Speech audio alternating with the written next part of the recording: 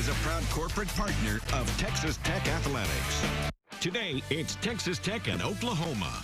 And now, with all the pregame analysis from the best, this is KMAC Red Raider Nation's Countdown to Kickoff, sponsored by Terry County Tractor.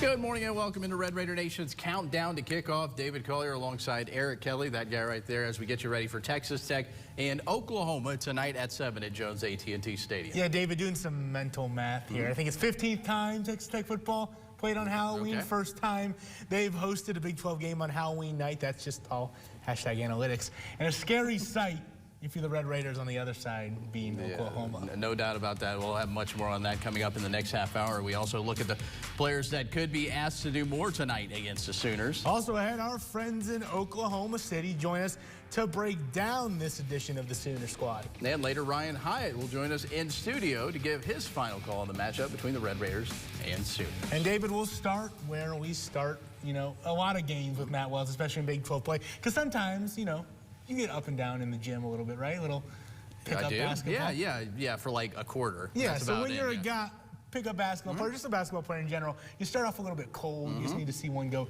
through the hoop. For Matt Wells' team, felt like they just needed to win a close Big 12 game. We get there eventually. It's all storytelling. Finally, they did just that. Red Raiders taking down West Virginia with a 7-point victory last Saturday. First conference win by single digits in over 2 years. Matt Wells has kind of been preaching about sticking to the process through those close losses this season, even last season as well. And now, at least for one game, looks like it's starting to pay off. I'm seeing a lot of mental toughness with our team right now. Some of the just the mental fortitude, I think, came through a little bit. Winning a close game is important for us. I think it does a lot for our confidence. They've been doing it, and now they, it's continues to show up in games and some things that we did at the end of the game, and really when the game was in the balance to come through and to get off the field on some third downs. And that's what worries. And with the win, it's a 1-0 beginning for Henry Colombi's career as a starter at the college level. Stats won't blow you out of the water. 169 yards and a touchdown, one through both the air and on the ground. But he was efficient when he dropped back, and Wells happy overall. I mean, when you get a win, you're always going to be happy with what he saw out of his newfound starter. Pretty good. Pretty calm, cool, collected. I think he saw his reads. He got through progressions. He was fairly accurate with the ball, and then I think he made some really good decisions. Pulling the ball down, running, scrambling, made some key first down conversions. Running, his legs are an advantage for him. He pulled a couple down in the run game, down in the tight red zone that he made some nice plays on. So I think that gives us a little bit of an added benefit to the offense. But I thought Henry was very, very steady. Yeah, you meant. Go ahead. Calm, cool, and collected. Sounds like David Collier in the post. Yeah, right. If I'm in the post, your team is in trouble. All right, Columbia, you mentioned he had that rushing touchdown. Also ran for 40 yards on 11 carries last week. His legs might be needed even more later tonight at Jones AT&T Stadium. Tech going into the matchup potentially shorthanded at running back. Both Sir Roderick Thompson and Xavier White leaving with injuries in that game against West Virginia. Head coach Matt Wells did say Monday he hopes to have both of them back tonight, but if he doesn't, true freshman Taj Brooks may have to shoulder even more of the load. Brooks had a career-high 44 rushing yards and a touchdown against the Mountaineers, carried the ball 7 times in Texas Tech's nearly 4.5-minute drive in the final minutes of last week's win.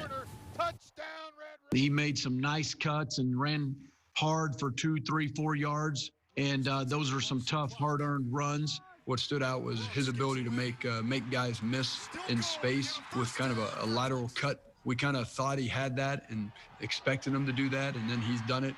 Had to do it the other night a couple of times, kind of in the backfield. We had a little penetration. He was able to kind of use his feet and kind of start sideways and then get vertical again and be able to finish runs. And maybe a secret weapon to help out that offense, probably not much of a secret anymore. If the offense does stall deep in their own territory tonight, would be punter Austin McNamara, the sophomore, showing his freshman All-American campaign not a fluke. McNamara, first in the Big 12 in punting, 9th in the nation. Helped flip the field a couple of times against the Mountaineers, first with that 74-yard punt, then blew way past that one, blew it out of the water for a school record 87 yards later in the game. I mean, pretty good chance we're never going to see that again. I guess unless it happens Saturday night in Lubbock with the south wind, it may happen again. But what a punt. That gives a new definition to flipping the field. So I'm not used to punting, like, this type of wind from Arizona. So I learned really quickly getting here that, if you just put it up in the air and it'll blow. And so it may not look pretty, but the wind will take it. So that's whenever I'm downwind, I try and do that. And instant wind's a little bit different story, but downwind, yeah, just put it up there and, let Mother Nature do its thing. So worked out well. And Saturday night, Pat McAfee, former West Virginia, actually, punter, look at that. Probably going, what the heck is going on here on Twitter? Everybody's at me about this guy, but he did give him a shout out. I'm disappointed that he had to find out about it on Twitter, knowing your team is facing a freshman All-American punter. That's like both of his worlds colliding. That should have been appointment television for Mr. McAfee. He's a very busy guy. Radio show, very famous. He even wrestles now, too. He won't miss any more Lubbock games because he knows what that wind can do now. There you go. He probably wishes he could come back down here a couple more times. All right, time for a break here on Countdown to Kickoff. Still to come, our friends from Oklahoma City with more on Oklahoma. We'll hear what the Sooners have to say about this matchup coming up. And later, you love it or you tolerate it. Board games. It's like